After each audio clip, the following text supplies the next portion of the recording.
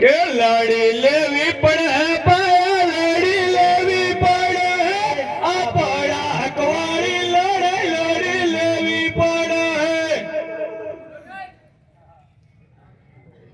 અબુ આદેશ અબુ અરાજ ઉલગુલાન जिंदाबाद દુઃખ થાય છે કેટલે દૂર દૂરથી માણસો તમને કંઈક કહેવા માટે આવ્યા હોય તમને કંઈક સંભળાવવા માટે આવ્યા હોય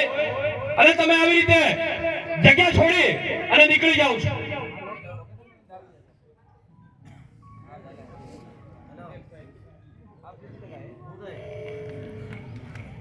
એના કરતા ઘરે રહો અને જે જરૂરી માણસો છે એ આવે અને સાંભળે બેસે અને સમાજ માટે કઈક કામ લાગે તો વધારે સારું રહેશે વડીલો બેઠા છે રાજકારણીઓ બેઠા છે સરપંચો બેઠા છે અને આપણે બારટા ફેરા મારીએ આ દેશના મૂળ માલિક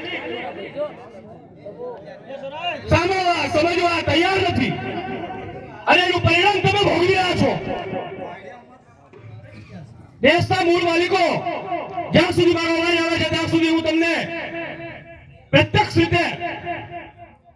સંભળાવવા માંગુ છું કે આ દેશમાં ભગવાન નહોતા પેદા થયા અને ભગવાનના બાપ પણ નહોતા પેદા થયા કોઈ ધર્મ પણ નહોતા પેદા થયો અને કોઈ સંપ્રદાય પણ નહોતો પેદા થયો અને પહેલાથી જે એવા વાળો છે જે મૂળ માલિક છે એ આદિવાસી છે અને એ હિસાબથી આ દેશનો માલિક અત્યારે ક્યાં હોવો જોઈએ સામાજિક આર્થિક રાજકીય શૈક્ષણિક બધી જગ્યાએ ટોપ પર હોવો જોઈએ ભાઈ ભાઈનું માનતા નથી બેટો બાપનું માનતો નથી વડીલોને આદર નથી વારંવાર તમને કહેવામાં આવે છે કે ભાઈ આવીને બેસો તમને જાણીને નવાઈ લાગશે મિત્રો કે જે મૂળ માલિક છે જે આદિવાસી છે એની પરિસ્થિતિ શું છે કેમ અહીંયા ભેગું થવું પડે છે આ ચિંતન શિબિરોની જરૂર શું છે દેશનો મૂળ માલિક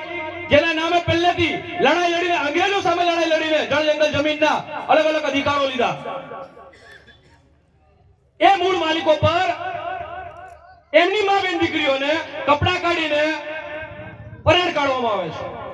એ જ આદિવાસીઓ પર પેશાબ કરવામાં આવે છે એ જ મજૂરોને ક્યાંક ને ક્યાંક મારીને દફનાવી દેવામાં આવે છે સતત આવા શોષણ ચાલી રહ્યા છે એટલા માટે અહીંયા ભેગા થવાના શિબિરો કરવાની જરૂર પડી રહી છે આ કોઈ મોજ શોખ માટે નથી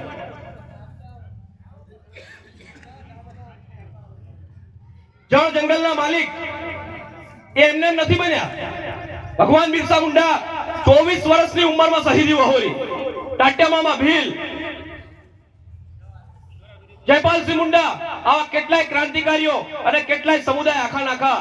વેતરાઈ ગયા ખૂનની નદીઓ વસાવી છે ત્યાં આપણને હક અધિકારો મળ્યા છે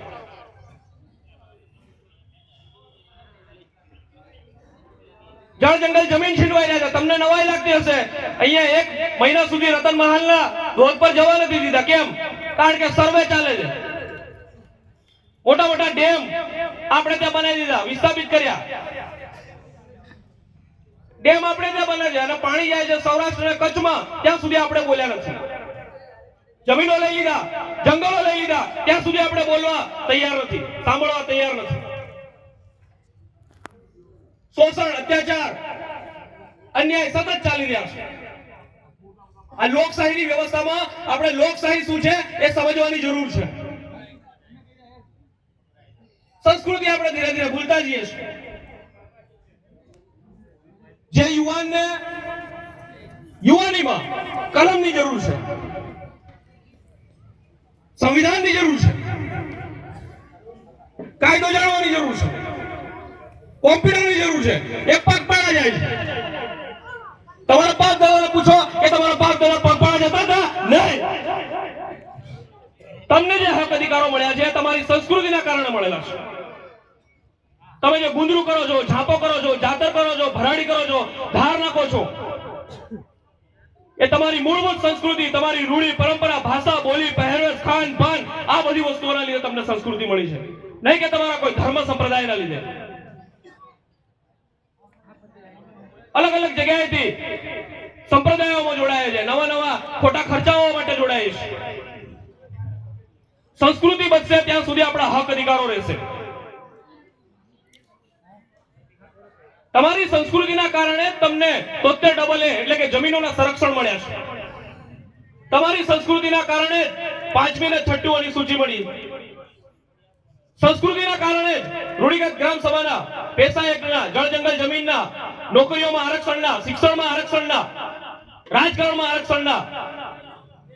અધિકારો મળ્યા છે. જ્યાં સુધી આપણી સંસ્કૃતિ રહેશે ત્યાં સુધી આપણું અસ્તિત્વ રહેશે. એટલે સંસ્કૃતિ બચાવો આ એક મૂળ વાત છે. બીજી વાત છે રાજકીયની.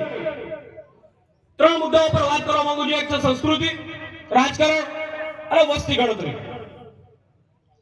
આપણે જેને વોટ આપીએ છીએ, આપણે જેને ચૂંટીને લાવીએ છીએ, એ ગામનો સરપંચ હોય, તાલુકા સભ્ય હોય, જિલ્લા સભ્ય હોય કે જિલ્લા પ્રમુખ હોય કે ધારાસભ્ય હોય કે સાંસદ હોય, આપણે એને વોટ લાવીએ, એને વોટ આપીએ છીએ કે આપણા ગામનો વિકાસ કરે. પરંતુ આપણે શું કરીએ છીએ?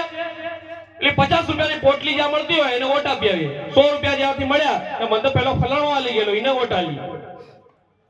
અને 5 વર્ષ પછી એ તમને લૂંટશે. તમને એમ લાગે કે મેં એક દિવસ લૂંટી લીધો. આવનાર સમયમાં જ્યાં સુધી આપણું રાજકીય પ્રતિનિધિત્વ સારું ના થાય ત્યાં સુધી આપણું હક અધિકારો નથી મળવાના. એ સરપંચને જેને આપણે ચૂંટીને લાવીએ છીએ એની જવાબદારી છે કે શાળા સારામાં સારી બને, લાઇબ્રેરીઓ બને, મેદાનો સારા બને. તમારા ગામનું જે પીએસસી સેન્ટર છે એ સારામાં સારું બનાવીને આપે. ના ડોક્ટર આવતા હોય, ના સાધનો હોય, ના સુવિધા હોય તો એ આગળ આવીને કામ કરાવડાવે.